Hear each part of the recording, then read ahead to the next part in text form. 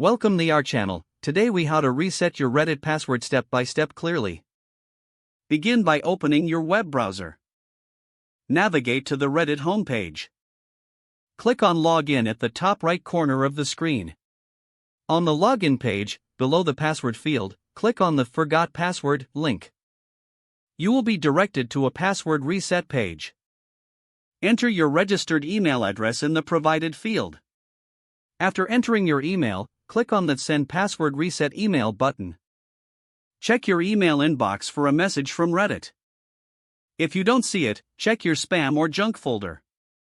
Open the email you received from Reddit. Click on the password reset link included in the email. You will be taken to a new page to create a new password. Enter your new password in the designated field. Make sure your new password meets Reddit's security requirements. Re-enter your new password in the confirmation field. Click the Change Password button to finalize the process.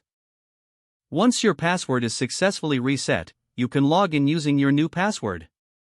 If you encounter any issues, revisit the password reset page and try again. For additional help, refer to Reddit's Help Center.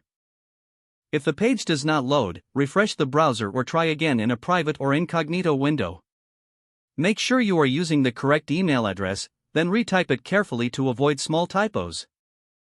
If your password is not accepted, use the reset option and create a new strong password you can remember. Check your spam folder for verification or security emails, then complete any requested confirmation steps. Enable two-factor authentication if available to improve account security and reduce unauthorized access risk. After signing in, review your profile details so your contact information and settings are accurate and current.